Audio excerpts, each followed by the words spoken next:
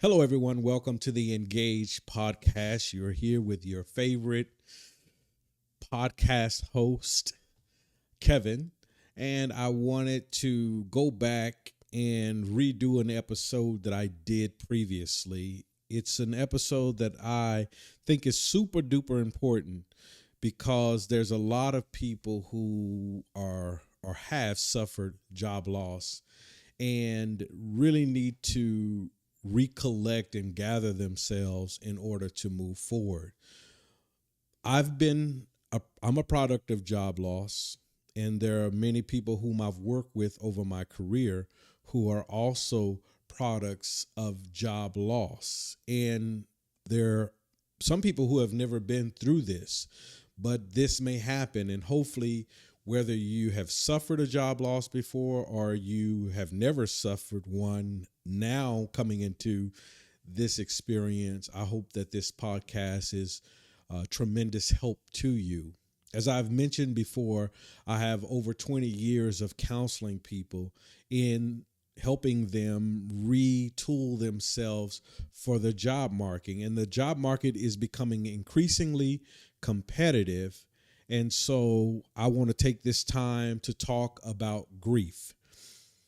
Like any other loss in your life, whether it be a loved one, whether it be the loss of a favorite toy or car or something that you have really emotionally attached to, there's going to be a grief. And losing a job is really no different. There's grief attached to loss. And you may be one who have observed someone who may have lost a job and they're going through what it seems like depression. That's normal. And sometimes you can be a help and sometimes you can be a hindrance. You have to understand that anything that someone loses, especially in the way of employment, because employment, we're attached to employment in ways that we don't attach to other things. Why? Because it provides the lifestyle. It supports us in taking care of our families, our children, our wives, our responsibilities. So our whole livelihood is tied to this. We have relationships that we've built over some time. You go to work every day and you're among people whom in some respects you consider to be family. That's all of a sudden that rug is taken or snatched from under you. And so just like any other loss, this can be very challenging for people to, first of all, understand and be able to get through it appropriately. And so I want to just really quick talk to you about the stages of grief. Initially, when this stuff happens to you, you're shocked. You go into shock. You really can't believe that this is happening to you. And I'm just looking for some notes. So just stand by. Just be patient with me. Be patient with me. So first thing, you're in denial, and then there's anger, and then there's bargaining, depression, and ultimately acceptance. Now, keep in mind, this could go, it's not necessarily goes from denial in the stages, but typically that's what happens. Sometimes it could be a shuffling around of them. Okay. So you have to understand that anything that you lose, you're going to have some grief attached to it. You're going to be denial. There's going to be denial. I'm sorry. It's going to be denial. You're going to be like, I can't believe this has happened. And then you're going to get angry. Why did this happen to me? Why did they lay me off and everyone else stayed? Or why did management not do what they were supposed to do in order to see the trends that were happening? And sometimes the trends that are associated with job loss, you saw them happening a long time ago. And you and your other team members probably were part of the warning crew. And management didn't listen. That happens. I was a part of that. Okay, so this stuff it happens. Then you go through a bargaining stage, and this is where you're trying to pretty much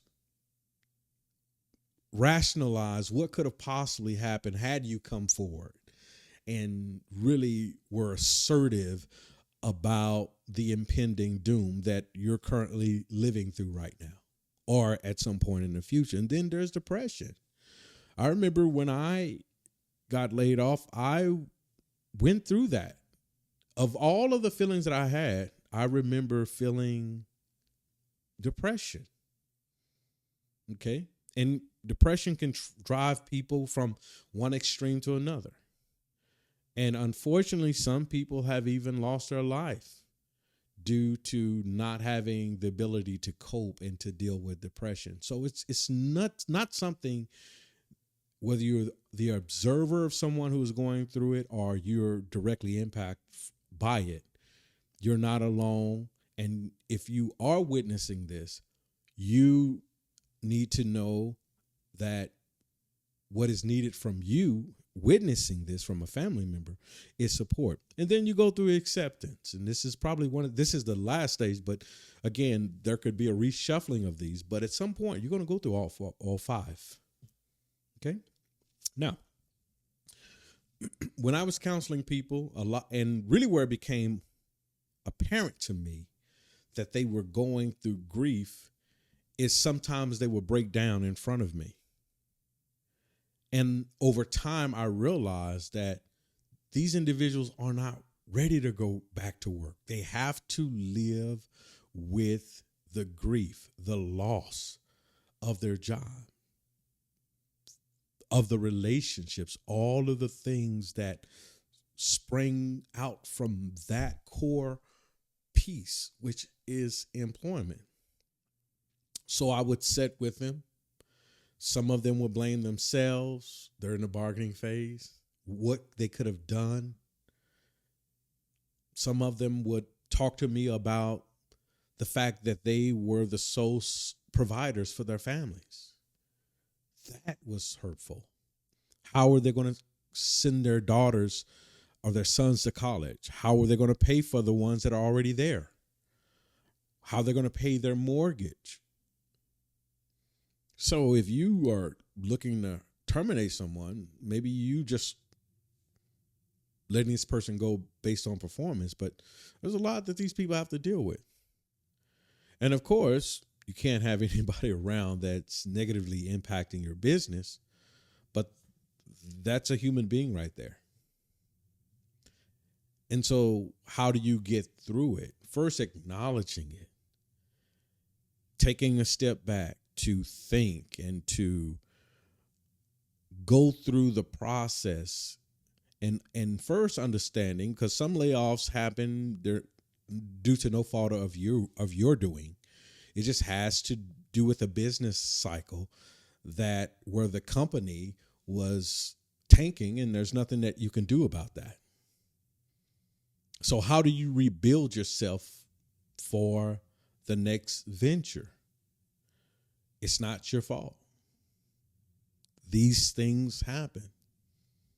They've happened to millions of other people. And those people get back up and get on a saddle. But sometimes there's a process and it's very difficult just to get to the point of reaching up to grab the horn of the saddle. And that requires a lot of reflection. That requires having people around you who are going to pour into you. That requires, if you're on the witnessing end, understanding, being available. If you are a wife, sometimes men are afraid. They're not going to tell you they're afraid. They're not going to tell you and get vulnerable with you about their fears, their thoughts, all of the emotions that are running through them. And you just have to know that sometimes you have to give them space and engage where appropriate. But if you're hounding this person to get back to work, that's not going to help the person through this process. Or if you are standoffish as the person who is going through this, shunning people who really love and care about you is not going to help you to get through the process either.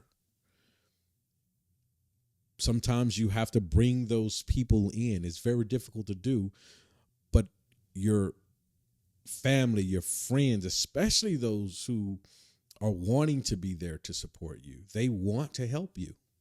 They want you to be the old Kevin again. And sometimes they could be overly aggressive at trying to get you to cheer up. And sometimes you just have to set everybody down and let everybody know, hey, I need some time. Or individually, I need some time. This is how you can best support me.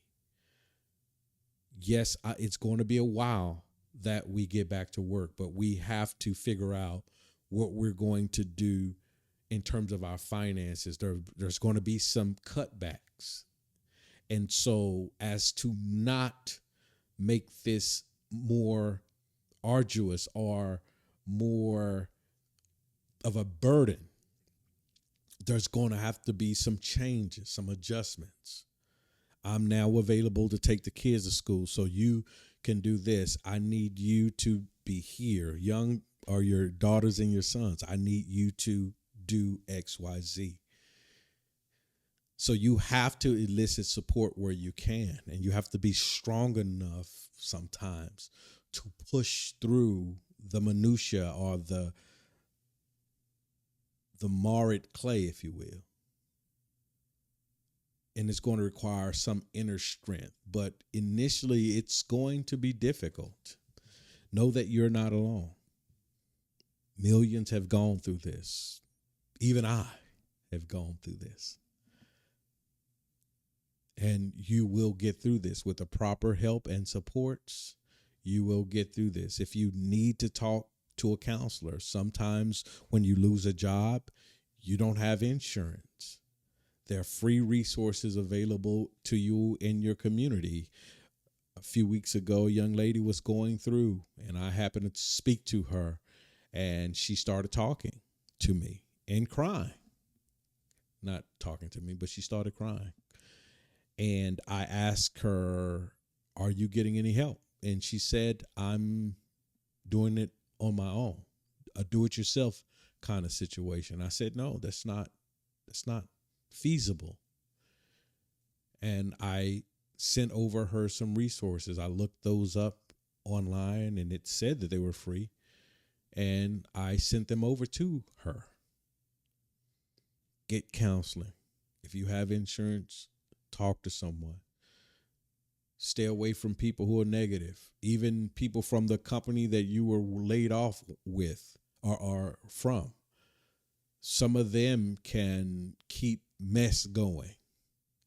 And you're already done with it. It's not talking about it. It's not going to bring it back. You have to move forward and encourage them to move forward. Even if they're your friends, don't just shun them, but they need to be encouraged to move forward. And maybe there could be where you all set once a week, determine that you're going to meet once a week just to go and talk about, not about the job, not about what happened.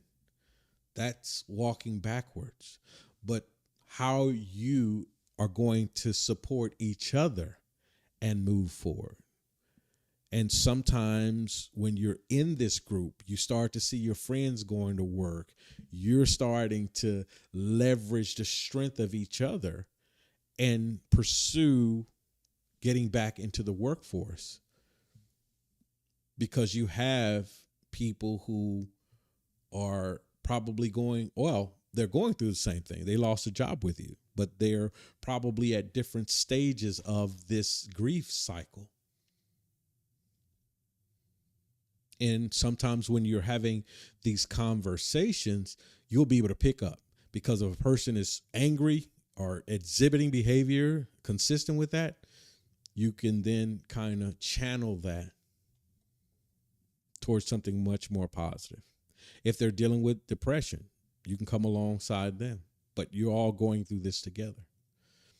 And then once you get through this, and let me go back and say the importance of speaking with someone, and sometimes it happens that it is necessary, that it is a professional counselor, not necessarily your pastor, not your rabbi or your mullah. I'm talking about a professional trained to help in the area of grief, a grief counselor. It's super duper important. I always say that, super duper important. If you like what you're hearing and you have a need to share it, share it. Share what you're hearing here. Also, if you have any comments, leave those.